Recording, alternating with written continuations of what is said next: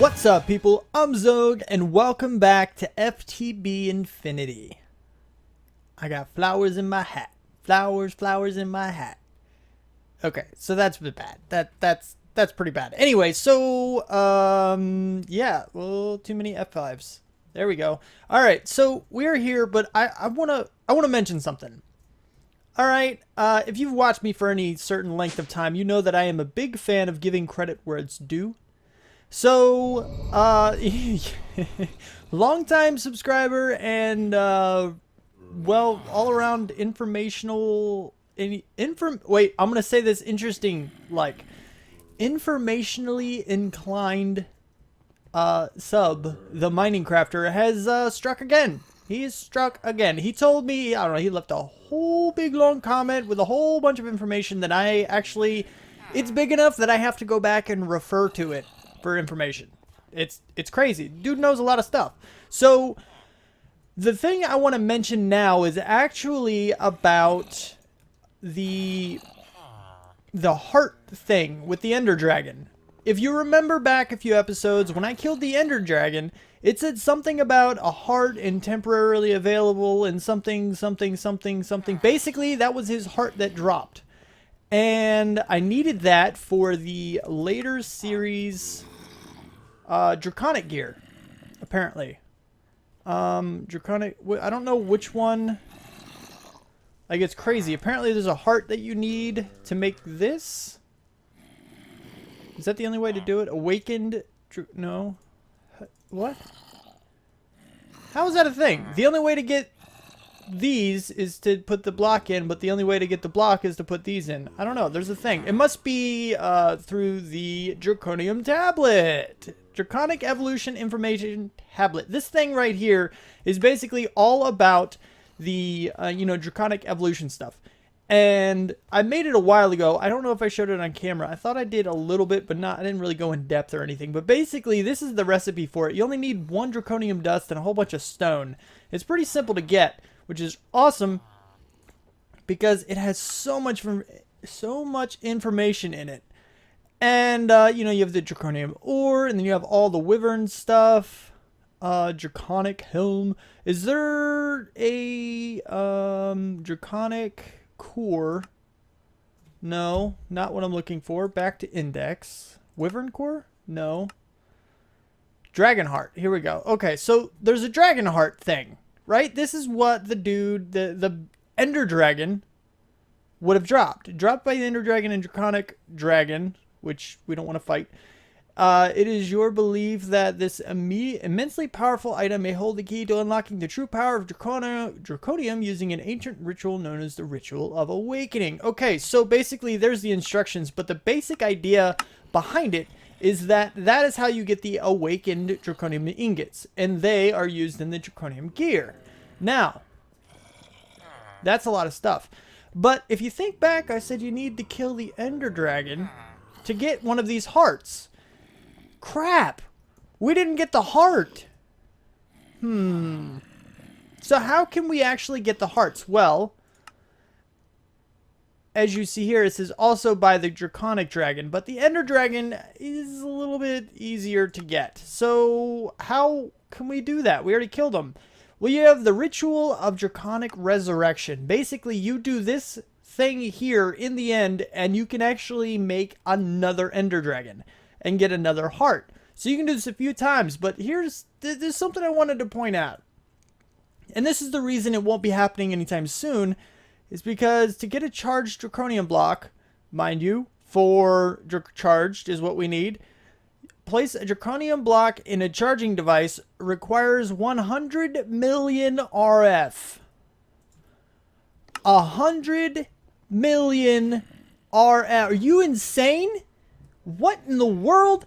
And I looked it up a little bit more, and it actually turns out that every time you summon the Ender Dragon, he actually gets harder. Harder and harder every time.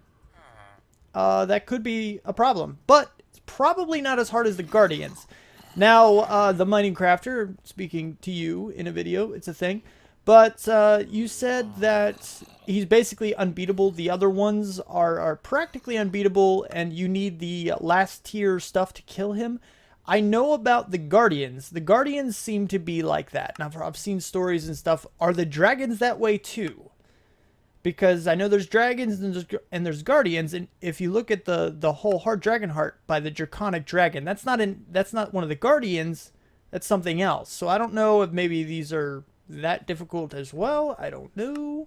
Anyway, so that's kind of a thing that we're gonna work towards. But for now, we've got some other things to do. Oh look, it's a wonderful night sky. Yeah, you probably glanced at my inventory, you cheater. It's a division sigil. So what do I want this for? Well, as most of you probably already know, you need this for a builder's wand, which is exactly what I want to get, because if I'm going to build a base, it's kind of useful, you know? So the way this works is basically you get an enchantment table, you surround it with redstone, and you hold this in your hand. You can shift right click and it will show you all of the necessary information. Altar has a redstone circle, altar and circle, placed on dirt, can see the moon, sufficient natural earth, and is in darkness, and then too early. When this thing starts to glow, that's when you know it's time. And what you do at that time is basically you kill a mob on the altar. And once that happens, it's kind of earth-shattering. Literally. And, yeah, you get a whole bunch of cursed earth with... I do have, you know, Silk Touch. So let's switch this to 3x3 just so we can get a bunch of it. Yes, it's a pickaxe, but it'll do. It will do. So what we got to do now is basically just wait until midnight. And once that happens, here in just a few seconds... There it is. Okay, so now... and then... bam! Got it! So I can do this. Oh, go away from me. Get away from me. It should do, hopefully. Oh. Oh, I can't do that 3x3 with, Oh, crap. There's one. Okay, come on. All of you come together around these guys here. And I'm going to go down and just be like, okay, creepers. Get to it, creepers. There we go. See, this armor is actually pretty daggone strong, you know? What is a very fast cat? What are you doing? Holy crap, man. I'm just trying to get some cursed earth. Here is the aftermath. I've got a whole bunch of stuff over a stack of cursed earth, which is really awesome. So you see, even a pickaxe with Silk Touch is good on dirt. Who knew? Anyway, so, yeah. Now, onto the Builder's Wand. Alright, so here we are. So I want to show you something real quick. Basically, if you go to the Builder's Wand, it's a piece of obsidian and an unstable ingot. Now, if you read this, it says the ingot is highly unstable and will explode after 10 seconds. Will also explode if the crafting window is closed or ingot is thrown on the ground. Additionally, yeah, basically, it'll blow you up. Now, the finished result will not do that, so it's not like a 10-second use thing or anything like that.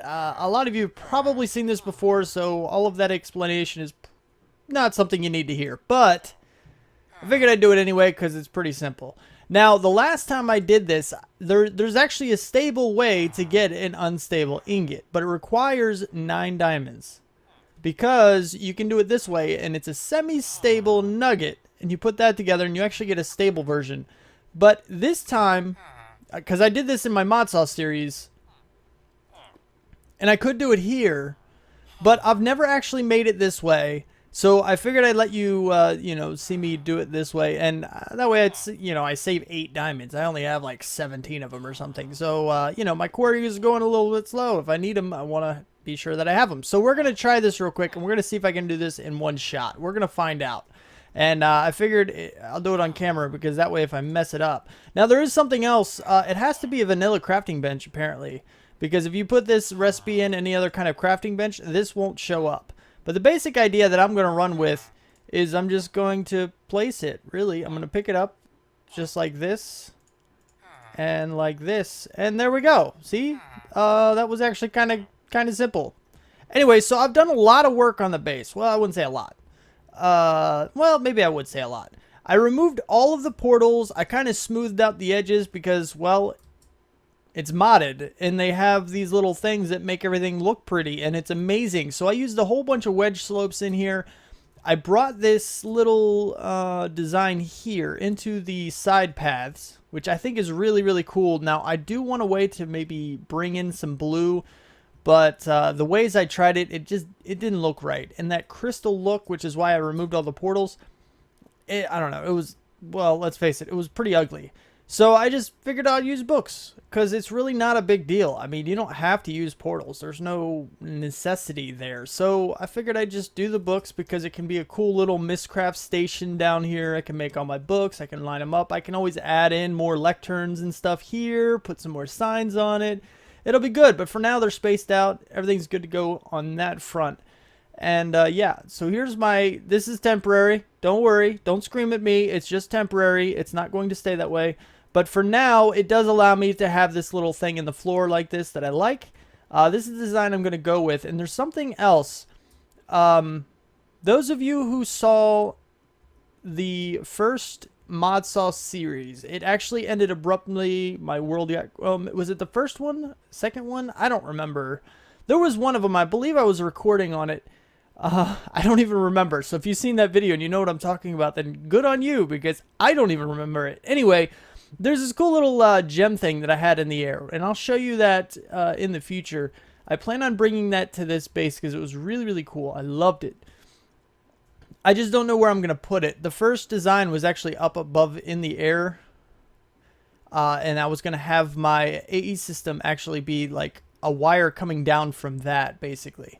But this setup right here is not going to stay this way. Eventually, this is going to be the quantum link chamber, and then I'm just going to have, you know, the Fluix cables or blue ones come up out of the ground, and that way that's what my terminals will connect to. And I won't have to worry about the look or anything. I'll cover the bottom, and it'll just be a thing. And then the rest of my AE system can be out in the distance somewhere else in a different world or something. It doesn't really matter where, I don't believe. Here is just my setup from the overworld, the other place. I've been clearing it out slowly and bringing things over. As you can see, I have some of my books. I have this station. I have my AE system. You know, I'm slowly bringing everything over. And I'm in the process of bringing over the kill chambers, the spawn pads. I don't know what you want to call them, but those things. And they're going to come over here and be lined up here. Now, the reason they're like this is because now I can add more on the other side. And I can create some kind of a central hub. This might change a little bit. Actually, an idea just came to me to have kind of like a circle-ish area. And then right in the middle have some kind of a, I don't know, a barrel or an essence gathering thing somewhere. And below it, I'll have all of the spawners that actually give me essence. And above it, around it, I'll have all of the mobs. But I don't know if I'm going to do that because I may have more mobs than I can fit around that circle. So I don't know how big this thing is going to get. If you remember my Mod Sauce series, the last one, I like to have these mob spawning things. I enjoy having a lot of auto gather materials, including wool and beef and all the pointless things like that that really aren't all that difficult to get. Will I be able to? I don't know, because this mod pack is a lot more balanced. It's not as easy to get all of those mobs spawning in because you need essence and stuff. You have to use the MFR auto spawners and stuff. But overall, it should be okay. I should be able to get a decent amount. I can keep collecting spawners and keep adding to the thing at the bottom. Or maybe I'll have it up top. That way I could just keep building it upward and not have to worry about anything. But for now, I did want to show you me getting the Builder's Wand. And the reason I wanted the Builder's Wand is so that I can just kind of boop, boop, boop. Just like this. For now, I have no idea how high I'm going to go, actually. This might be too high, but we'll just do it, see what happens. But that way I can kind of, you know, build out my little cages. I can move everything over, and it's not going to be a huge deal. That way I can have everything here, and I can, you know, eventually make it permanent. This change here, I can come to and from here rather than to and from the overworld where we were staying, our little outpost thing. Which I'm going to show you because it's starting to look like, well, abandoned. It's really what it is. I was thinking about actually just leaving it however it looks after I tear everything out of it and calling it ruins. I think that'd be kind of cool.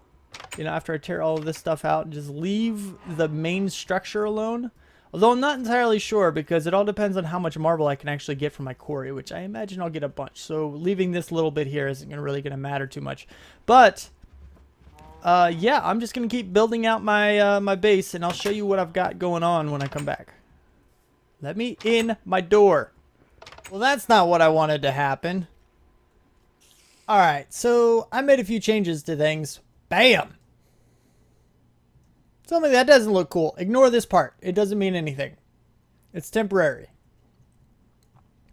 This stuff right here, I'll get into this in a minute. I'll get into why I needed all this other stuff here in a minute as well. But what I want to go through is just run down this cool design thing that I have over here. I think it looks awesome. I really do. I like the way this looks. It's pretty cool. Except for these pipes, which will eventually be removed. But, alright, let's go from scratch. Shall we? Alright, so you see this cursed earth underneath. What that does is it allows these spawners to spawn the mobs even if you're out of range. So it takes away the player requirement for it. And you'll see, you know, I'm out of range because, you know, those guys, you know, in the middle of the spawners, they're not spinning. But you see that they did just spawn. Awesome. So now this thing will be going full time. And eventually, when I need more essence, I can always go get some more and just build this thing upward. That's all I really need to do. I can just keep extending this upward, and that's how it's designed, is so that it can just keep going up. And that'll be pretty awesome. But right now, I am getting plenty of it, because if you come down here to this little setup, which also looks cool, and this was completely unintentional. I just noticed this now. It has its own little design. It's kind of cool underneath here. Now these pipes are going to disappear. Eventually it'll be tesseracts leading up into it and all that good stuff. But for now, it works out pretty well. It's not horribly ugly, but it's just one of those things you're going to see a little bit of the background, and I don't really like it. So it'll be changed eventually. But for now, my issue is the power. Because if you come here, now these guys are dying. That's not a big deal. But if you go over here, these are the ones that it's actually getting into stuff. And you see the power, the energy right here is going up and then going down, up and then down. So the way it works is it takes its energy as the work progresses. So you see it's going up there, but it's only going up so slow because it doesn't have enough energy. And if we go to the other side, this guy doesn't have any energy at all. And this guy is supposed to be sending out some Endermen. Which is fine, you know, that's good. That's a good deal. But it's not getting energy. Which, by the way, I did check. These guys do need spawn exact copy, or you just get normal skeletons. I don't know if you can ever get a wither skeleton out of it, but the first 5 that I saw were all regular skeletons, and that's not what we wanted, so I just did that. Now, I didn't bring over the villager auto spawner. I didn't put that one in right now because, well, we have all the worlds we need at the moment.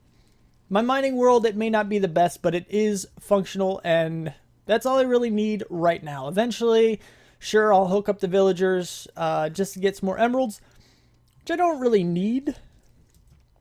I think I probably have all the pages that are required, and I still have 200 emeralds. It's pretty good. So, you know, it's not a big deal at the moment, but eventually it will be hooked back up. And that's kind of what I'm running with now, is that I'm running out of power, and I don't like it. I don't like it at all. I want my ender quarry to go faster. I mean, I have all these other power sources. I have a power source here. I have the furnace generator temporarily powering all these things as I use it. Ooh, frame lag. So here's some blaze rods, which you can go in there, buddy. You know, and as I use it, I have to keep restocking this thing to make sure it stays with power. I have a lava jenny here. I have a lava jenny over there. I've got, power is a problem for me. So what I want to do, first of all, I want to get tesseracts. Well, not first of all. I'm not going to get these right off the bat, but we are going to look into these guys.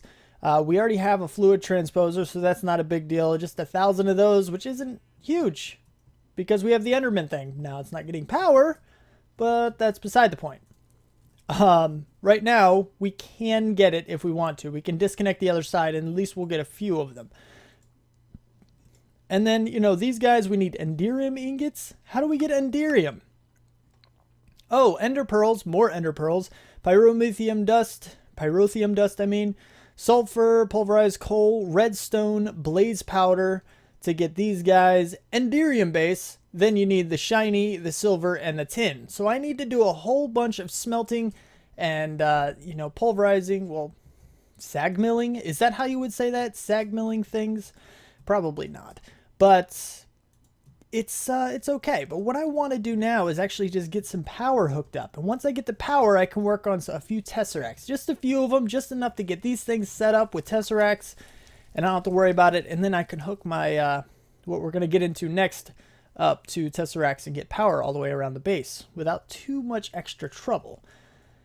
Again, this is very, very, very messy. Now let me show you why this is here and it's disconnected. It looks really, really ugly. If I go into here to the thing and get the Crystal Growth Accelerator, guess what happens? Oh, yay! Then I just have to add water back. And I have my crystal grower. That's why this looks like this. It's not pretty at all. Don't worry. It will change. It will all be fixed up. Hopefully in the near future, because it's already looking bad. I already ran out of space in one, so I made the second. Just so I can keep gathering things. So that now, that's 2 full ME drives with 4Ks. I didn't go up to 64 just yet, but 64 takes a long time. It takes so many resources, and I don't have anywhere near that. So I just went with a second set of 4Ks, and it'll do just fine for a pretty long while to come. So we're good there. But what are we going to do for power? Well, there's 15 across this way. There's 15 across this way. And I'll give you a second.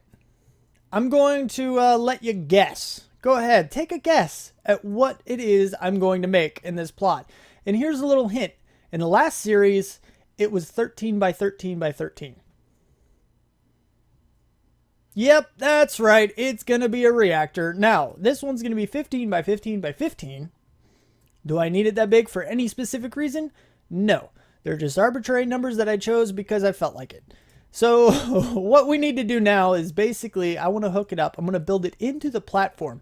So this bottom row of marble right here is going to come out in favor of the bottom base of the reactor. But let's check out the reactor. So the first thing we're going to need is a whole bunch of reactor casings. Now I get 4 out of this. I need 225 of these. That's just the bottom layer. Just the bottom layer is 225. Now I probably should slowly work up to the max size, but I'm not going to because I like to go big. And this is going to be the power source for my base for a long, long, long, long time to come.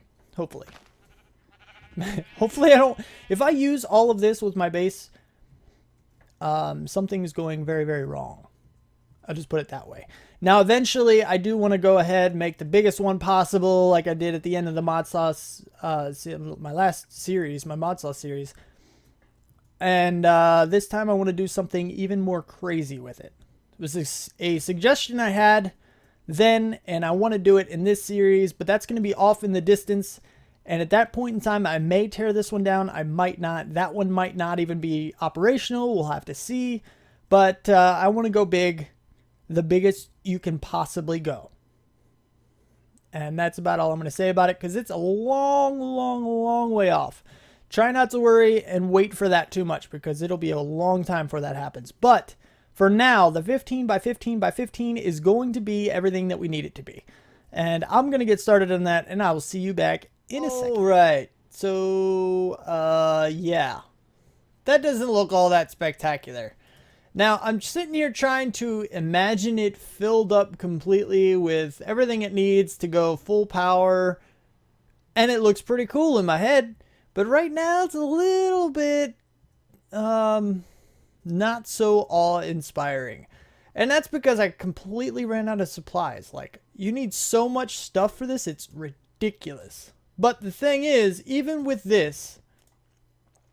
it's still over 6,000 flux per tick, which is pretty good. That's not too bad for one fuel rod.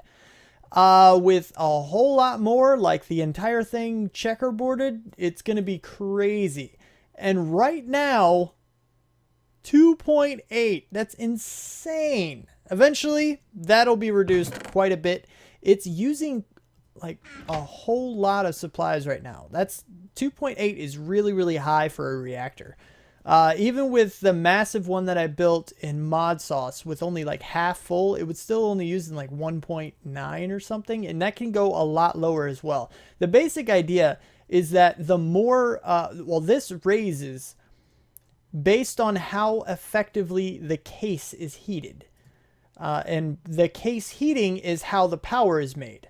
So when the core heat is this high, it's not very much, which means, you know, And then with the core heat at that, and then there's only this part right here filled with, you know, the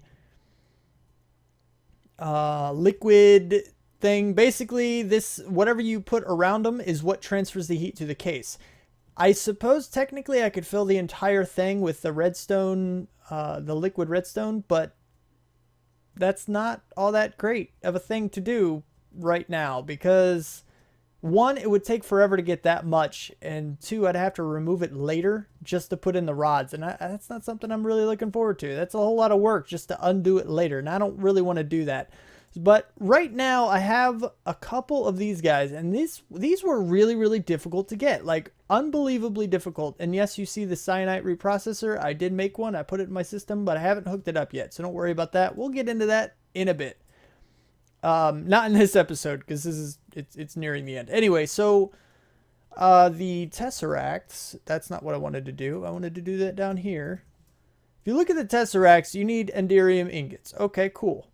How do you get enderium ingots? You need the enderium base, pyrolyth. I already went through all this. So shiny ingots, silver, not a problem. Tin, not a problem. But shiny is a bit more difficult to get.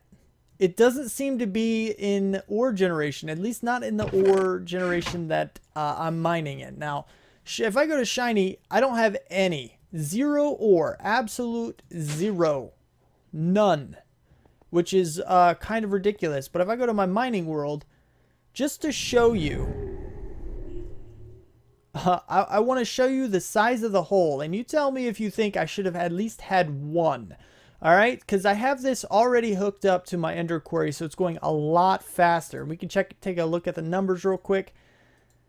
Yeah, like 100 blocks a second. I don't know, it's pretty quick. But, and that was quick math, so if I'm off, don't like yell at me or something. But, I mean, it's a pretty decent sized hole. I mean, look at this thing. This is not a bad sized hole. But I have not gotten any shiny at all. I even went to the overworld and mined around a whole lot, and I ended up getting a whole bunch of diamonds. And I didn't find any shiny. It was really, really difficult to get. So how do we get the shiny? And this is something you guys can use in your FTB series if you play on Infinity. I don't know if there's some kind of config option or something where they turned it off or something along those lines, but it's pretty difficult to get. Okay, so let's take a look at what I had to do in order to get shiny. Shiny. So we need shiny ingots, right? So we can get those via this right here. This is what I ended up doing. So you can get 100% chance of a shiny ingot. You can get 75%, but you need this cinnabar stuff. This other stuff I can't really get too much. I guess you have lower percentages with other, nope. What? Oh, yeah, okay. With the shiny ore. So basically, this is the one you can get without the shiny ore, and it's the 100%. All the rest require some kind of shiny ore or something, and we don't have those. So in order to get the 100%, you need cinnabar and an induction smelter. So induction smelter, check. Cinnabar, how do you get the cinnabar? Well, let's see if we can get back to this real quick without too much extra work. Okay, so cinnabar can be gotten from a pulverizer, and pulverizing redstone you get 25% chance, but that's like about it. Now I do have some of this, but jellied cryothium is pretty hard to make, and it takes 200 millibuckets. It's not too bad. I do have a few of these, not a huge amount. Maybe I do, I don't know. But in order to do that, you either have to, I mean, you need the I can't speak it. cryothium dust in order to get it. So how do you get this? Which, yes, I'm missing a texture. I don't know why. That's weird. But you need blizz powder and redstone and niter and snowballs. And in order to get... saltpeter works too, which is good. But, I mean, it's kind of crazy to get this stuff. And then you have to fluid transpose it onto it. And that's a roundabout way to do it. So I just went and I mined up a whole bunch of redstone ore. Here's the dents. There's some more of it. That's good. I put Silk Touch on my quarry, so now I can get that without too much of a problem for future Tesseracts. So basically, I had to put redstone ore into the pulverizer, take the 25% chance, which gave me enough, and then induction smelt the cinnabar ore that I got from the pulverizer with ferrous ore in order to get the 100% of shiny ore. It was ridiculous. But after that, everything pretty much went smoothly. I had the rest of these supplies. I could probably make a couple more Tesseracts at the moment, but not a huge amount. So, yeah. But everything's going okay right now. Everything's moving along. And this will start to build up over time. You'll just see me have more and more in here. Hopefully the fuel burn-up rate goes out like way down. But this will just be something that kind of builds up over time. And yeah, it'll be pretty good. Oh, I said I was going to explain this. Basically, I needed a whole lot of dark glass. And I know I'm making this episode run a little bit long now since I didn't make this a shorter segment. But this is why I needed the wool right here, is because of this stuff. So there's the wool for the blackout curtains, which means I can then mix it in with this to get the dark glass. And then this right here, I already had a whole bunch of sand and glass, so that wasn't too difficult to make. And the plot over there is for rubber trees that I needed for, you know, I needed the rubber for the conveyors here. And yeah. Now, the conveyors are pretty cheap. I really didn't need to do that too much. But in case you're curious, these are the conveyor belts by MFR. You have the rubber. Basically, you get the rubber trees. You use a tree tap on it. You get the resin. You smelt that to get the rubber balls. And then you mix it like this and you get these guys. To change the color, you need the ceramic dye, which you can always click on any one of these to see how to get them. I use the light blue, and it's not too difficult. Clay and some light blue dye. Good to go. But now everything is running pretty much smoothly. I haven't finished moving everything over, but things are slowly coming along.